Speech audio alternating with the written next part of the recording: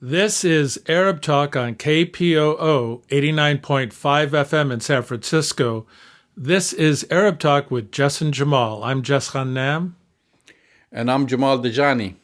Well, Jamal, of all the predictions that we've made here on Arab Talk, the two that I'm most sorry I was right on was the election of Donald Trump and now the fall of Kabul so quickly from the Taliban. In less than 11 days, the Taliban have completely taken over the totality of Afghanistan, including Kabul, and are now in charge of running the entire country. We're going to be talking about that, but you also did an incredible interview with Heather Barr, who's the head of the Women's Division of Human Rights Watch, who spoke with you from Pakistan about the plight of Afghan women and what's going to be happening under the Taliban. And then we'll get a chance to kind of unpack that. There's also, an interesting sighting here in the Bay Area, Jamal. I know we keep our eyes open for wildlife that kind of gets in and out of the Bay Area, but there was a sighting of former Prime Minister Benjamin Netanyahu at SFO. So despite his telling, his citizens, not to travel, he found him in the middle of, and we're going to talk about this, another huge kind of outbreak of COVID among Israelis. Benjamin Netanyahu found himself traveling to San Francisco anyway. So do as I say, not as I do, I guess, thing. But we have a lot to talk about today. That's right, Jess. Of course, he's here in the United States for 2 weeks on vacation when telling everyone not to travel. Yeah, we have a great interview with Heather Barr, the interim co-director of the Women's Rights Division at Human Rights Watch. She spoke to me a few minutes ago from Jalalabad, Pakistan, and this is very important. This is where most of the Afghan refugees now, basically go to Pakistan. Let's watch this interview. The Taliban have seized power in Afghanistan 2 weeks before the U.S. was set to complete its troop withdrawal after a costly 2-decade war. The insurgents stormed across the country, capturing all major cities in a matter of days, as Afghan security forces trained and equipped by the United States and its allies melted away. Afghans who worked with the United States and its allies over the past 20 years feel abandoned. Women and girls are the most vulnerable group. Heather Barr is the interim co-director of the Women's Rights Division at Human Rights Watch. She recently published an article in Inkstick Media entitled "The Fragility of Women's Rights in Afghanistan." Welcome to Arab Talk, Heather. Thank you. Let me begin by the first question you pose in your article. Now that the Taliban are back, what does that mean for women's rights? Nothing good. I think everyone is pretty familiar with what life was like under the Taliban the last time around from 1996 to 2001. Almost all education for girls and women was banned. Women were banned from almost all employment. The only exception really was some healthcare workers. Women were not permitted to leave their house without a mahram, a male family member, escorting them. They were required to wear the burqa, and crimes such as zina and other crimes were punished for women and men, but including for women with punishments such as stoning and lashing. But the important thing is that this didn't all end in 2001. The Taliban has been gradually gaining control of more and more of Afghanistan over quite a number of years now, and very rapidly in the last few weeks. And we see that in some of those places, they've already been implementing policies that are quite similar to the ones I've just described. So we've been seeing the Taliban spokesperson on different channels. They've been very active, including, of course, social media, saying that women will be respected according to Sharia law. Can we trust the Taliban with women's rights? No. I don't think there's a single Afghan woman who believes what they're saying. They held a press conference on Tuesday. It was their first press conference since seizing Kabul. And I think they're trying very hard to seem statesmanlike at the moment. They're trying hard to convince the world that they are different and that they should be recognized this time and treated as legitimate government.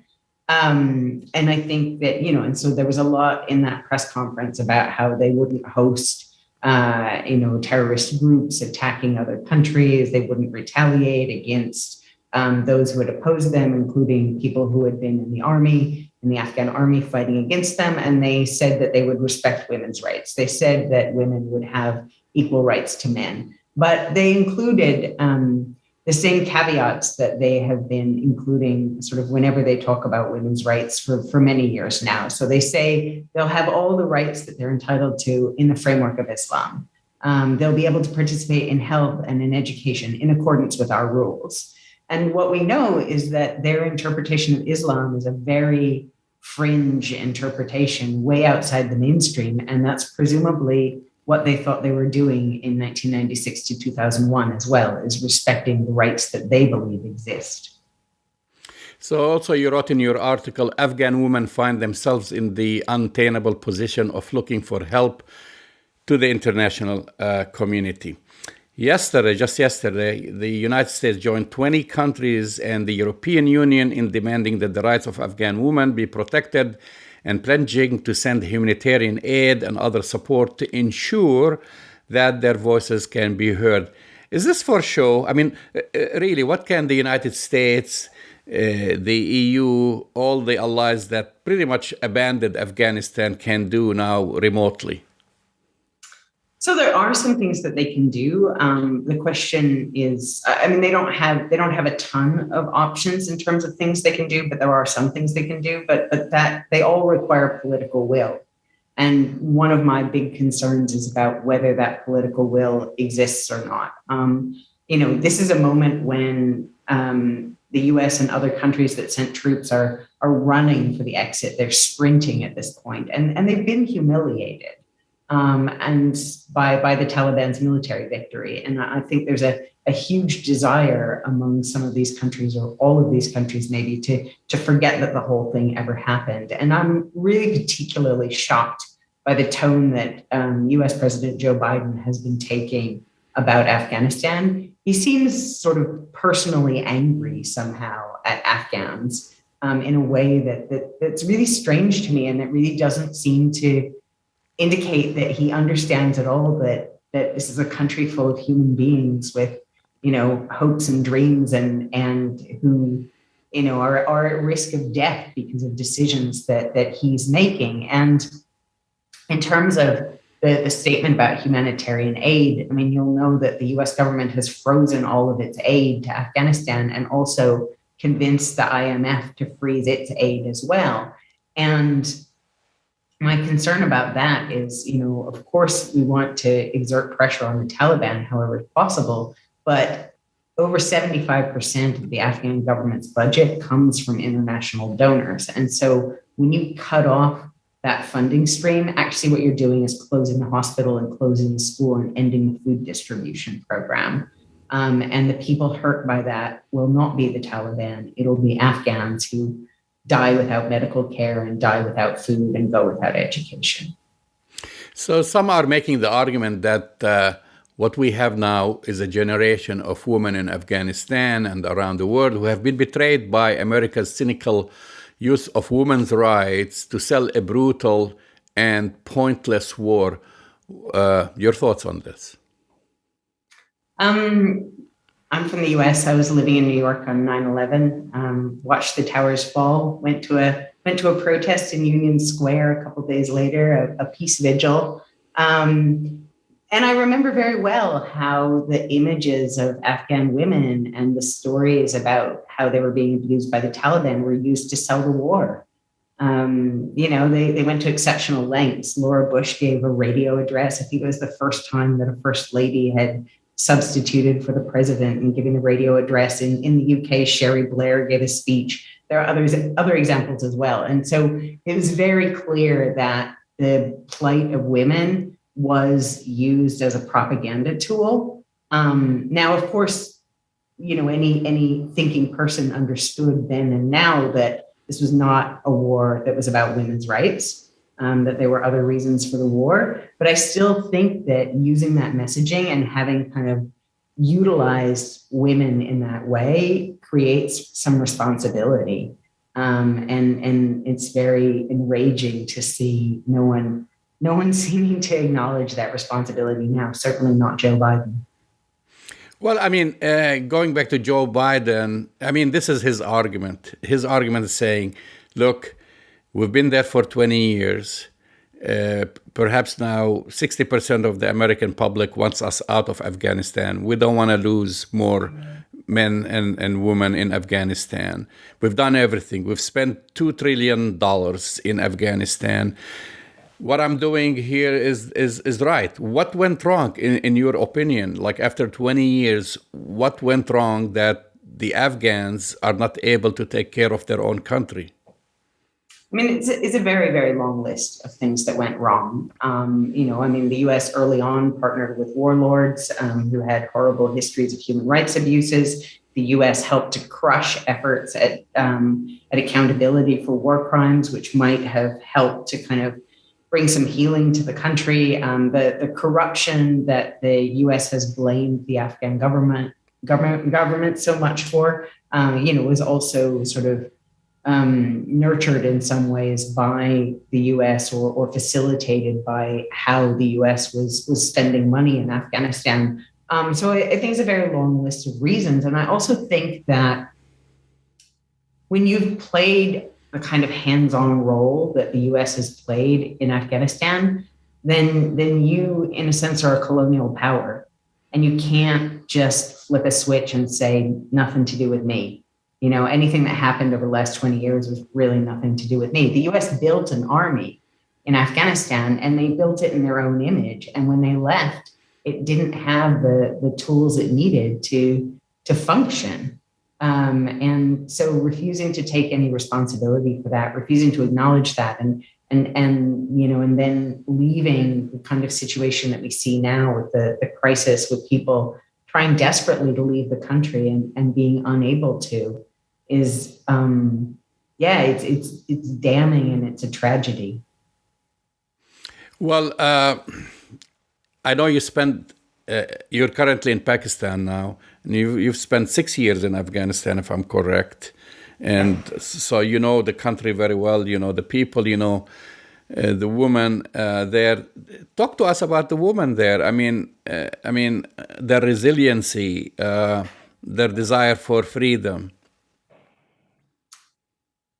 So one of the only positive things that's happened this week is this small group of women protesting in Kabul a couple of days ago. Have you ever seen more courageous people in the world?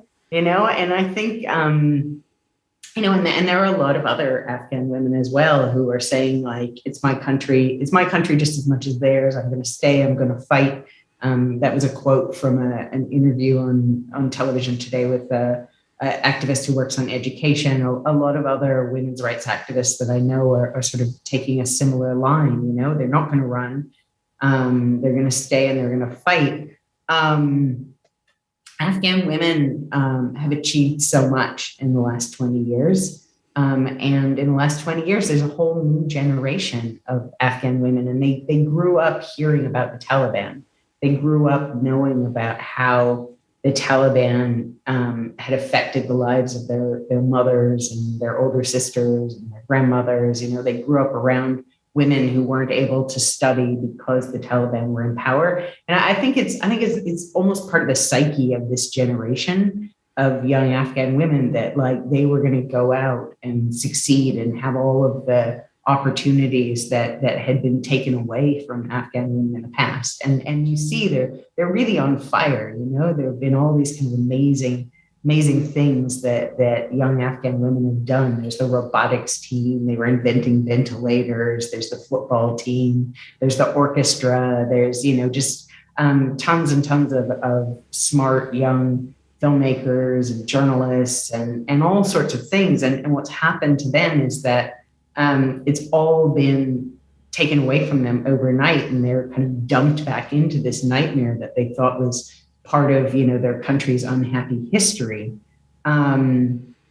So the women who are standing up and fighting this, as I said, I think they're incredibly courageous, but I think they desperately need the international community to stand by them, because they're also potentially doomed if that doesn't happen.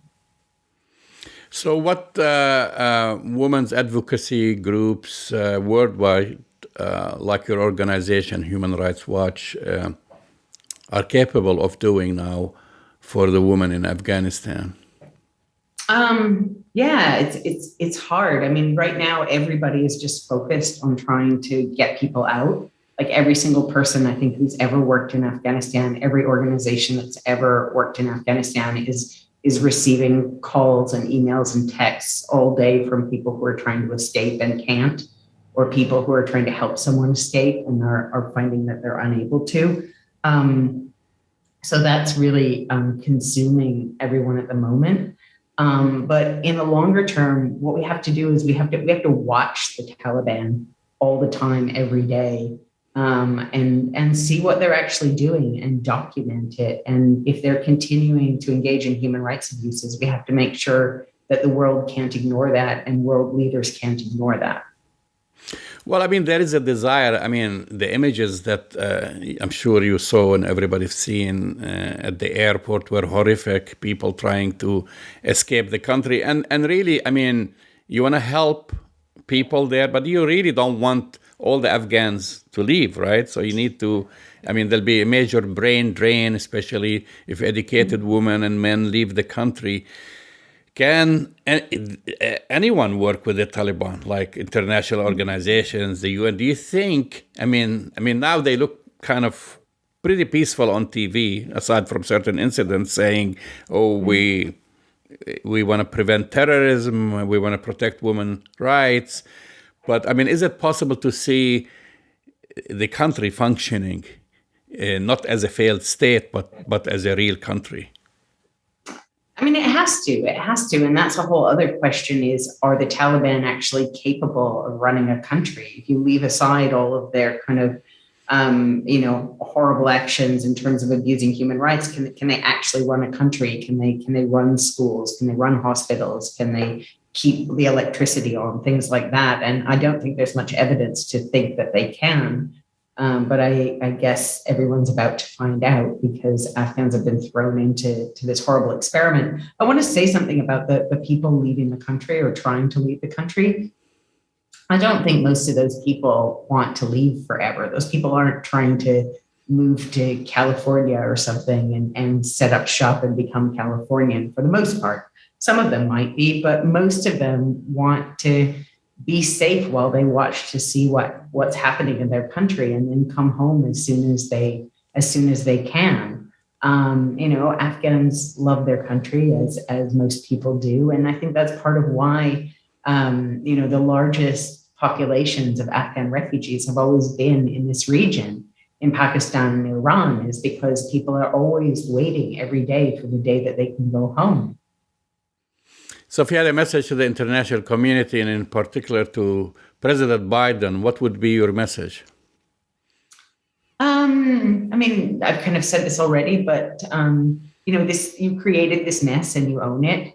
And it's your mess to help solve. And, the US and all of these other governments have talked for many years about, how much they care about Afghan women. If you go and look at, the USAID website, maybe not anymore, but it used to just be covered in inspiring photos of Afghan schoolgirls. So that responsibility doesn't go away overnight. And everyone who's been involved in Afghanistan for the last 20 years owes it to feel responsible for what happens in the next 20 years. Heather Barr, thank you for coming on Arab Talk. Thank you.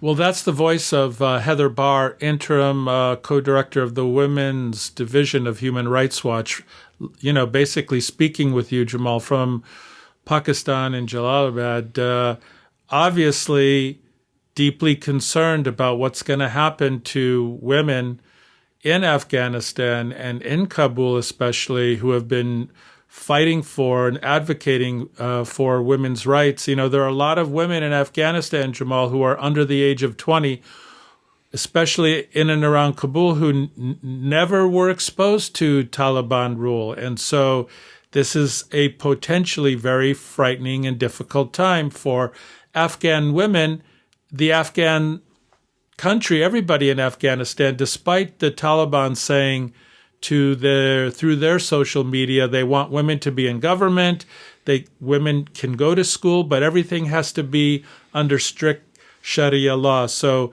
Heather's comments were very poignant in that light.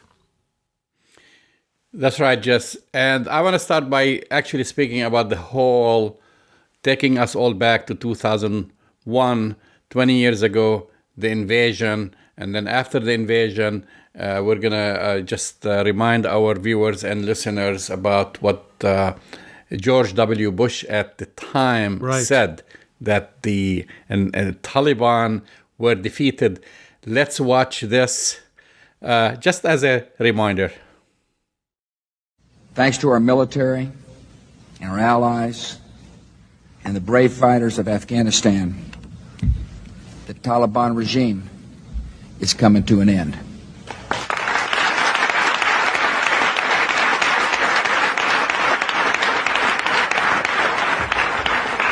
Yet our responsibilities to the people of Afghanistan have not ended. We work for a new era of human rights and human dignity. Well, that's kind of painful to have to look at again, Jamal. I mean, what a painful reminder 20 years on, after $2 to $2.5 trillion and thousands of American soldiers' lives, tens of thousands injured, to hear what George Bush had to say. What a disaster.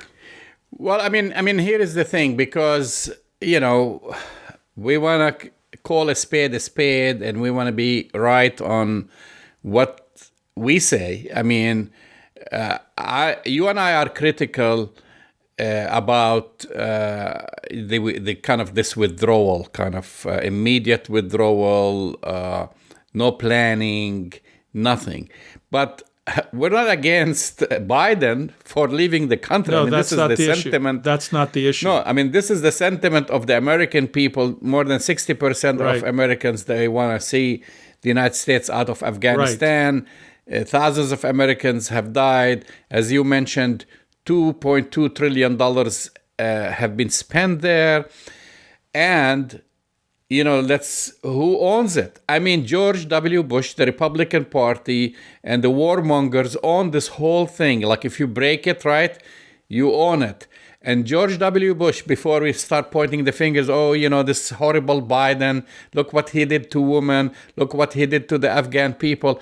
Let's start by in the beginning. And then, by the way, my conversation with Heather Barr, I mean, she recognizes that women in general were weaponized initially. Like, if you remember Laura Bush going, we want to free women, like hiding behind the skirts, I would say, of women, trying to say the entire war of invading another country, colonizing another country, was because of the liberation of women. This is nonsense. It is. We know that, it's right? Nonsense. But we keep hearing those history revisionists now saying, "Oh, look at what happened. Look at Biden blew it," as if it did not start because of a whole different reason.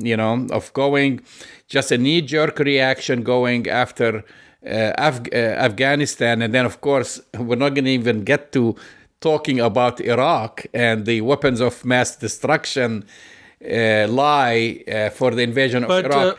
But maybe we should, Jamal, to a small extent, but it's part of the larger critical analysis that we have to do. And you and I have been critical of the war in Iraq, the war in Afghanistan, and everything since. So this is not breaking news, and whatever our criticism is of the Biden administration for how they withdrew or the timing of their withdrawal, the act of the withdrawal itself is something that needed to happen at some point or another. There's just no question about that.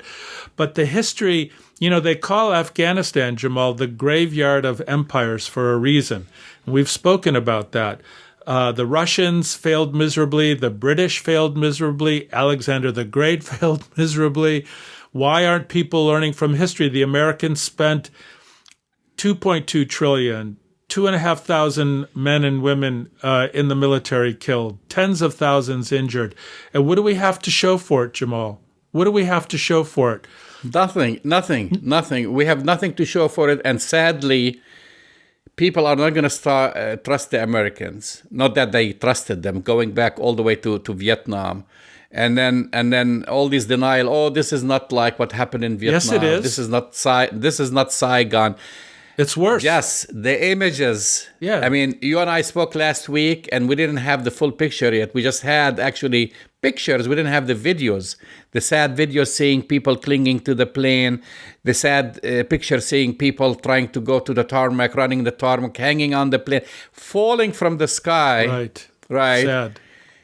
It's very sad, very desperate, a very rushed kind of abandonment. Like I said, we don't condone the action for the United States or anyone to invade any other country. But now that they've been there for 20 years, this whole abandonment, and then guess what? Who will pay the price? The Taliban is not going to pay the price because, we showed the video. George Bush declared in that video that the Taliban are finished. They're defeated. They're gone. This is 20 years ago. This was 20 years ago. It was so ignorant. Now they're back victorious. Took over the capital in less than 2 weeks. Took the entire country. And the weaker groups are going to pay the price, starting with women and girls and others. But Jamal, and the United States wants to wash its hands clean. You cannot do that. You're absolutely right, and I think your interview with Heather Barr is so essential and so important because we and this administration and the Trump administration and the Obama administration and the Bush administration cannot hide behind Afghan women as cover for why they did what they did. They did what they did for political and geopolitical strategic aims. They had the same kind of imperial designs on Afghanistan and Iraq that the United States has had for forever. And when Jamal, are we going to learn the lesson that the idea of, quote, bringing democracy to other people by force is ever going to be a great idea?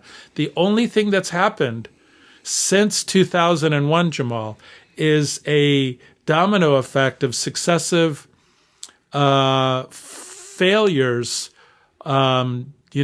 governments failing, failed attempts to reconstruct, and these failed nation states, which are littered throughout the Middle East and unfortunately to North Africa too now. So we're looking at a trajectory now from the last 20 years that is looking like a complete and utter American foreign policy. And I would say, Jamal, military failure that goes back to, at the very least, George Bush and maybe even before that. By the way, one more quick thing.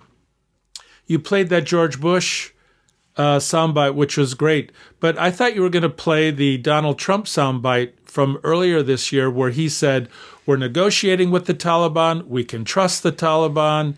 I mean, he said some crazy things, and it's really. I mean, we could do this, but because people are bringing this up quite a bit, so now if you go to CNN or others, they play that soundbite, but somehow they skip and don't talk about George W. Bush, right, or talk about why we have been in Afghanistan for 20 years and about his victory lap, like the same thing that he did afterwards, mission accomplished, whatever. But this is actually a speech that he had, or a press conference declaring victory, that now the Taliban are finished. And they are not finished. That's the reminder. 20 years later, they're back in power. They're more powerful than ever. That's what I would say. They are riding. They're using American equipment, weapon, and Humvees and what have you. And we just handed them over the country in less than 7 days, just saying, okay, we want to withdraw. We should not have been there to begin with. But now that we have broken the country, you have to take some responsibility. And that's why we talk about, we had Heather Barr from Human Rights Watch talking about the plight of women, because frankly, you see immediately, actually they had images, women are being erased, in Afghanistan. I mean, in a way, yes, the Taliban, I've been listening to the Taliban spokesperson several times, and he has been saying that, Zabihullah, his name, he has been saying that we're going to respect the rights of women, they can go to school, but under the Sharia law. I mean, that's the Taliban interpretation of the Sharia law, not the Sharia. Just to be clear, and I don't see women beyond elementary school continuing and going to universities or traveling unescorted. They have to be escorted by men. They have to all wear the niqab or burqa or whatever. So there are going to be changes, and if women in Afghanistan want this to happen, that's fine. I have no problem to respect. But if they don't, then basically you're going to see them getting abandoned. Right. And we've seen from the images, a lot of people want to leave the country. I mean, do you want to have everyone leave the country? Is that the answer to this? Yeah, that's a really good point. And I want to say a few things, because I actually did speak with some people who have family and relatives in Kabul and Afghanistan right now, which I'll come back to in a second. But you said something which is really important, Jamal, which is if you break it, you own it. If you break something, you pay for it. And so now we're going to see, I mean, it's not clear. You have 15,000 people in Afghanistan, Jamal, who are American citizens, many of whom are not even in Kabul, who are in the outer provinces of Afghanistan. How are they going to get to the airport?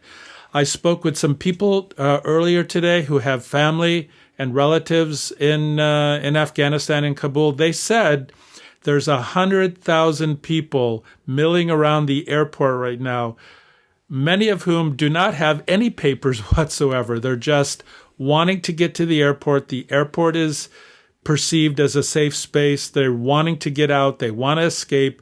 But these are not the people that the United States has committed to coming, to getting out, or, either giving visas to, special visas, or who are American citizens. You have 15,000 American citizens and tens of thousands of other Afghans who have been promised to be airlifted. And with only 2,000 people being airlifted in the last 24 hours, Jamal, the math doesn't add up. People cannot get to the airport. Here's the thing. There are people in Kabul who cannot get to the airport who are American citizens. Because of the 100,000 people that are milling around. You have Afghan security checkpoints. They have complete control over who they're letting through, despite what the Americans are saying. And then you have all these thousands of people who can't even get to Kabul, let alone to the airport. So when President Biden says that we'll stay until the mission is done, presumably after the 31st of August, I think it's delusional.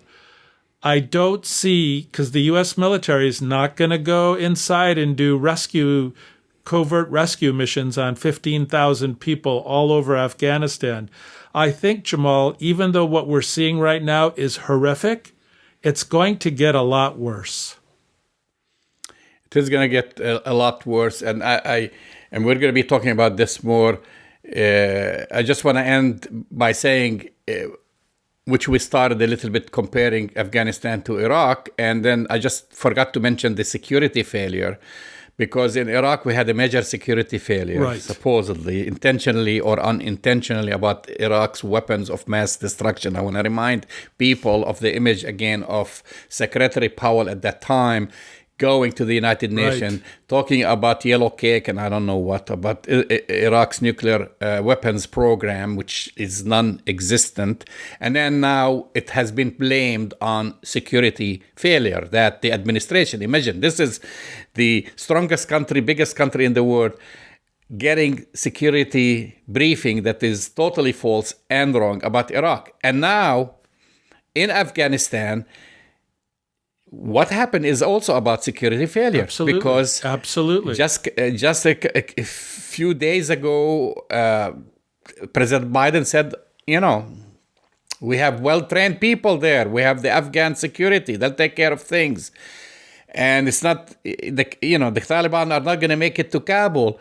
Well, guess what? They were there in less than 2 weeks, right at the heart of the city. Yeah, but so that's again security failure. No, you're absolutely right, Jamal. But I would kind of even push that analysis a little bit more. I don't think it's just a security failure. I think it's a failure of intelligence. I think it's a failure of thinking. I think it's a failure of cultural appreciation and understanding. It's a failure of understanding history. It comes from this kind of imperial, as I said before, imperial mentality that we know what's best for people. We can make it happen. We can convince people. I would ask you and our viewers and listeners, show me one example where that has really worked in recent memory. I can't think of anything or any time where the United States' military expansionism and colonial exploits has resulted in anything really positive right now. It's all been a disaster. And it's not just a security failure, because you and I kind of have been talking about this forever. Many people who know about the history of Afghanistan and of the region know that this policy was destined to be a failure. And I want to just go back to your point, really important, Jamal. It's not just that the Taliban have taken over Afghanistan. They've reconstituted, they're stronger, they're more powerful, they have more people in their ranks, and they have access to all these U.S. weapons. Well, that sounds like a recipe for disaster to me. You're listening to Arab Talk on KPOO San Francisco, 89.5 FM. Your favorite topic here, Jess. The former Prime Minister of Israel, Benjamin Netanyahu. Why doesn't he vacation in the apartheid state, Jamal? Why is he coming here? So opposition. He's now the opposition leader, right. Benjamin Netanyahu has landed in San Francisco with his wife Sarah and son Yair for a 2-week private vacation in the United States.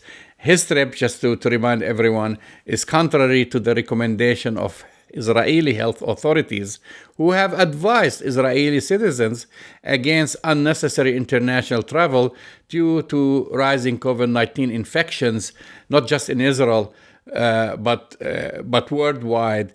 He himself was a critic of others in Israel for traveling abroad. So he was spotted. And we'll be posting these pictures. They've been all over the internet on Facebook. He was spotted. He doesn't look too pleased, by the way, Jess. He was photographed sitting on a luggage cart at San Francisco International Airport this past Sunday. Yeah. Did he look like he was flouting his own country's public health guidelines? Yeah. That's exactly right, Jamal. And we're going to get to this a little bit later, but in case people haven't been paying attention, the so-called COVID miracle in the apartheid state of Israel has turned out to be quite the opposite right now. They're in the midst of a severe, significant, and what looks like to be a debilitating reemergence of the Delta virus throughout the apartheid state, which is going to wreak havoc.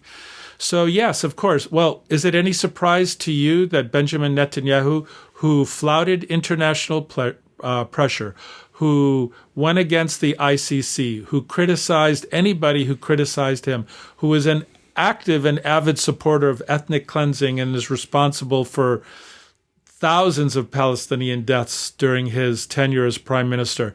Is it any surprise that he would flout the advice of the Israeli government? And, you know, he doesn't care. I mean, he felt like being prime minister was, you know, part of what he was owed, and he could use the Israeli bank as his private ATM machine. He's got multiple felony, you know, cases against him. His cases are going to trial. And if he loves the apartheid state so much, Jamal, why is he coming to the United States? I don't get it. If it's such a wonderful... Well, this is at that time, by the way, Israel has extended COVID restrictions to 3 years old.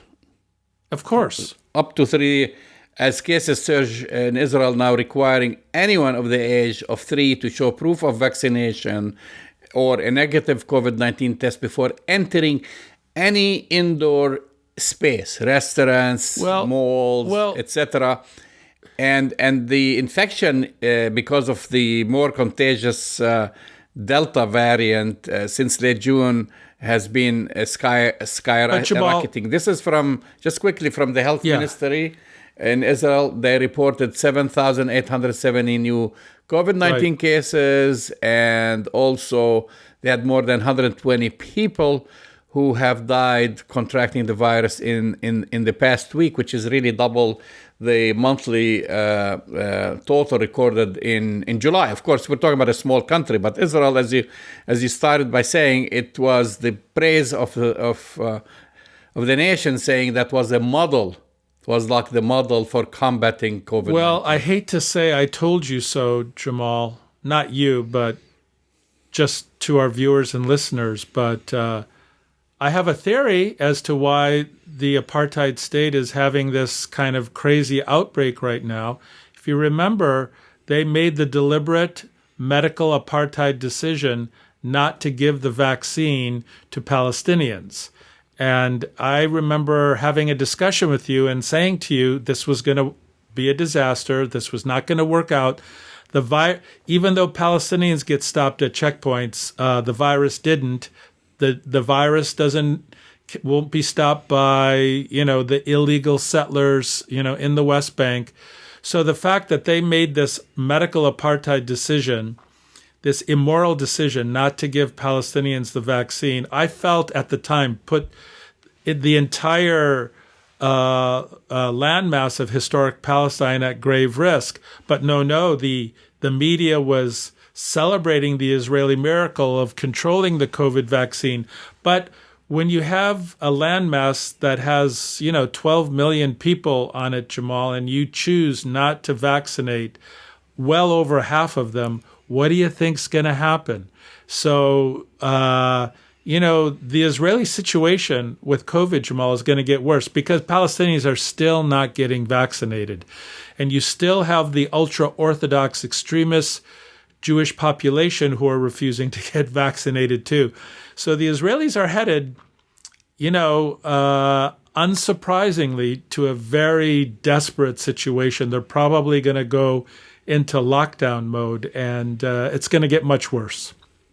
They're already passing new laws. I mean, they're already saying, if you're not vaccinated, even if you're 3 years of age and over, you have to show a proof of vaccination or a test showing that you are that negative. That's what you get for practicing medical apartheid. That's what you get from thinking delusionally that if you just vaccinated half of the population in historic Palestine, that you could dodge the COVID bullet. But breaking news, they're not dodging it, and I guess that's just to go back to former Prime Minister Netanyahu. One of the reasons he's probably vacationing here is because he couldn't do or go anywhere or do anything if he stayed in the apartheid state. So he came here to get a little break from the legal mess that he's in, as well as the medical mess that he's in. But listen, Jamal, this COVID-19 pandemic, the Delta variant, the Lambda variant, the explosion of new infections and what we call breakthrough infections. We're talking about people getting infected in the apartheid state, Jamal, who were fully vaccinated and still getting infected because of the nature of the COVID virus that is mutating now, because so many, and the reason it's mutating, Jamal, is because so many people were left unvaccinated. That's the reason it's mutating. That's the reason why the apartheid state is in desperate, terrible situation now. Well, I mean, we keep talking about Israel not just because we want to talk about Israel. And of course, we haven't even talked about all its horrendous acts of, stealing Palestinian lands, ethnic cleansing in Sheikh Jarrah, ethnic cleansing in Silwan, and everything else. But Israel has been used as the model, because that's the kind of if the model fails with a country of a population that is, you could fit it in the smallest state or in this country, pretty much the most of the small states in this country, then what's going to happen here, Jess? Well, I could tell you what's going to happen. And we're in the middle of it right now, Jamal, and I'm sorry to say this to our viewers and listeners, is that this COVID situation that we find ourselves here in the United States is only going to get significantly worse.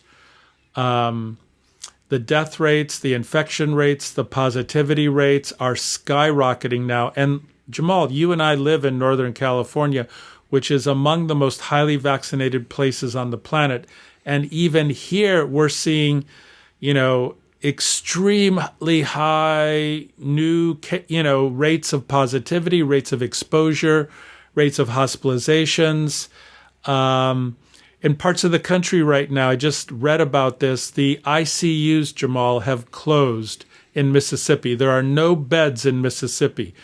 Texas, where you have one of the, deniers as governor, Governor Abbott, has ordered, I don't know how many morgue trucks to put the deceased in because they're running out of, morgue space everywhere in Texas. And then you have the outrageous behavior of Governor DeSantis in Florida saying, "Oh, it's okay to spend $50,000 or $60,000 on a drug, Regeneron, if you get sick, but no, you don't have to wear a mask." So, Florida too is, one of the just a reminder that Trump used Regeneron. So and so is Abbott, but so is Abbott, by the way. So the people who are mask deniers are using these very expensive treatments to save their butts. One quick thing about Florida, there's a school district, one of the mask-denying school districts in Florida, had to send home 8,000 students because of an outbreak of COVID, just among the students. In my neighborhood, Jamal, just to give you a quick update, is a school principal in one of the small schools here in Northern California. And she told me, because yesterday was the first day of school, back to school at an elementary school, that large numbers of students didn't even come in because their parents tested these kids. These are young kids now, 5 to 11 years old. A large number of them were kept from school because they tested positive. So we're talking about kids between 5 and 11 who couldn't go to first day of school because they tested positive. These are young kids. So if it's that bad, Jamal, on the first day of school, you can only expect, and this is in Northern California, again, this is in a place which has, above 85 to 90%, infection, vaccination rates. And we're really headed for a very bad time. What about the third shot coming up in September? Yeah, so I have mixed feelings about that, as you may know. When less than 5% of the world population has access to vaccines, to give people a third booster shot in this country seems, it's painful to hear that. At the same time, on the other side, if we don't protect ourselves, we're just going to contribute even more to the outbreak and to the mutations of the virus coming out. So it's a bad scenario whether or not you do the booster shot or you don't. But just so for our listeners to know, it looks like 6 to 8 months after your second shot, if you've gotten Pfizer or Moderna, some data are suggesting that you could go as low as 42% protection rate, which is horrible. That means you're basically 50-50, even fully vaccinated, to getting exposed again. So the booster shot takes you back up well past 90%. But hey, listen, we still are barely 50% fully vaccinated in this country, Jamal. We are not. So I have sad breaking news for all of our listeners and viewers. This is not going away. We're going to be living with COVID for the foreseeable future. And because almost 50% of the U.S. population is not even vaccinated yet, this could get a lot worse. Now, it may not get as bad as the apartheid state because our landmass is much bigger. But in the concentrated areas of the United States, in the big unvaccinated areas of the United States, like the South, things like that, things are going to get a lot worse. Jamal, 50% of the admissions into the ICU now are for people under the age of 30. So that's shocking. That's really shocking. Well, it really does not look good. A few weeks ago, we were thinking there was a glimmer of hope because people were getting vaccinated and the vaccine works. But as you said now, most people now they've been vaccinated for more than 4 or 5 months. The vaccine is kind of weakening. And if you don't take the third shot, we're back to square one. Yep. And hopefully we don't get there. Yeah, hopefully you don't. But Jamal, okay, we're protecting people here, which is great and fine. That's our obligation in a public health system. But, in Africa, in parts of Asia, in parts of Central and South America, you're still at below 5% in terms of people who have been vaccinated or even have access to vaccines. So the virus doesn't care about borders. I'm sorry to keep saying that. So if the rest of the world doesn't get vaccinated, more mutations, more virulence, easier transmission. So we're in this really bad cycle. I'm not saying that, we shouldn't do a booster shot if we have it available, but the Biden administration says that they're going to be giving out 500 million doses in the next year or so to other countries. But that doesn't even scratch the surface. You know how many billion people we have in the world. Well, other countries have to also step in. Yeah. This has become, you're talking about, this is also global medical apartheid. Yes. The haves and have-nots. Yes. The EU, they have the money, they're vaccinating. Canada's vaccinating people. The United States vaccinating people. And then you got Africa and you got Southeast Asia, some countries, if you don't share that wealth in the direction of healthcare, you're not going to share it in anything else, right? That's right, Jamal. And, the apartheid state, the Israeli apartheid state model, when you don't fully vaccinate the entirety of a population, is really what the rest of the world can look like. The Israeli model is falling apart because, in fact, the reality is they didn't do a good job vaccinating everybody. They only vaccinated a certain portion of the population, and this is what happens. And that's, that's in the model system. And you correctly point out, if that system fails, what's happening in the rest of the world is 10 times worse in some places. So we can only begin to imagine what's going to happen as we go forward. You've been listening to Arab Talk on KPOO San Francisco, 89.5 FM.